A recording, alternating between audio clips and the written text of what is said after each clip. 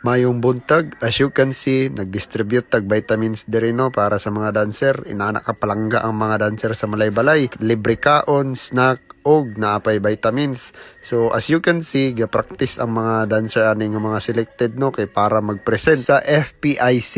In short, i-check ang among mga dance step, choreography, and costume og props og storyline. Kung sakto ba kani og tugma sa mga story og dance steps sa atong sayaw sa kaamulan. Bale ang mag-check ani ang tribo sa higaunon, gigikanan sa atong storyline sa patpat og mga kaamulan committee chairperson og ang expert nga si Dr. Tan. Ang tribo sa higaunon or mga elders mao kani sila ang ga-check sa storyline, sa steps, sa props. As you can see, muna ni ang adlaw no nga mag-check na ang FPIC. Nakapula mi ani tanan no, dili ni siya pamuhat pero naka-costume mi og red. As you can see, ga-prepare na mi ani no kay gapamaingon na daw sila diari sa evacuation center. So daghan kaya tag mga good boys diari nga gapang tabang no og naapod tay mga kupal nga mga amigo diari no nga paas-ip lang nga gatabang pero wala ni palakas man day kayo. Aduna tay mga best friend diha nga magbinuang-binuang pero wala tay problema na ano kay makalingaw man na sila sa atong tapo. As you can see, naplastar ng mga bangkog lamisa no, ang mga bisita na lang nato ang kinahanglan o ginahulatan.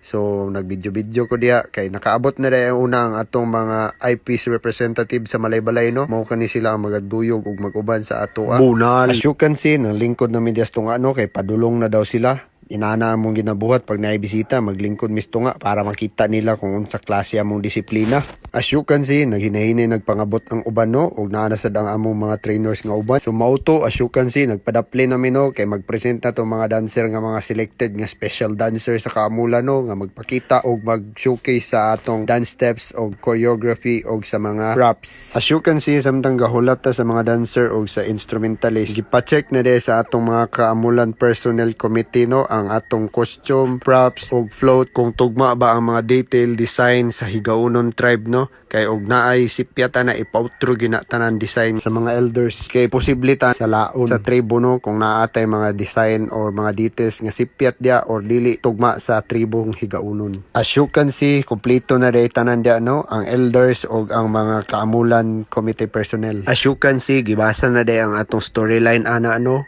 kay magsugod na og present dayon sa dance steps o choreography, appeal ang props. As you can see, gitawag na sila no, nag-prepare na ang mga dancer para sa pagsayaw nila no. Kaupat ko na ni nga attend sa mga inaani nga event sa kaamula no. Dili gid basta-basta ang pagsayaw, paglihok sa sayaw sa kaamula no, kay every movement na ay story, dapat detalyado kanino o dapat connected ang sayaw sa story. Inaana ka komplikado ang mga dance steps sa kaamula no. Dili na siya basta-basta lang nga maglihok ang kamot, ang siko, kinahanglan pa na siya i-check aya i-present sa final kay dili gid na pwede nga isayaw na sa final nga dili ma-check sa FPIC or sa kaamulan committee personnel og sa mga elders sa tribo. As you can see, humanas lag sayaw ana no, wasa nato gipakita kay dili pa pwede. As you can see, nag-comment na ang atong mga FPIC personnel diha no sa steps og suggestion og pagpa-clarify sa mga steps no. Ginaas sa mga expert nato diha no kung pwede or approve ba sa tribo ang gisayaw og sa mga props no kay og approve sa tribo wa nay daghang kuskus balungos, proceed na dayon diretso sa sayaw. As you can see, Dr. Tan ang atong feedbacker diha no. According sa akong nasabtan, adunay mga positive o negative ang iyang mga komento. Pero mao kana siya ang sakto nga proseso para ang atong storyline mahimong perpekto ug patsada kini pag-abot sa adlaw sa pagpresenta. Kay para ma-adjust ang angay i-adjust ug walaon ang angay walaon sa atong sayaw. As you can see, ang mga elders na pod ang naay mga suggestion o agreement no, na sila mga gipang request kay para matuman ang ilang gusto ug ang tuman gusto sa tribo. Ug salamat sa Dios, way daghang kakulian na sabutan ug naaprubahan ang mga gagmay nga mga detalye nga gusto ipa-adjust sa atong tribo ug sa kaamulan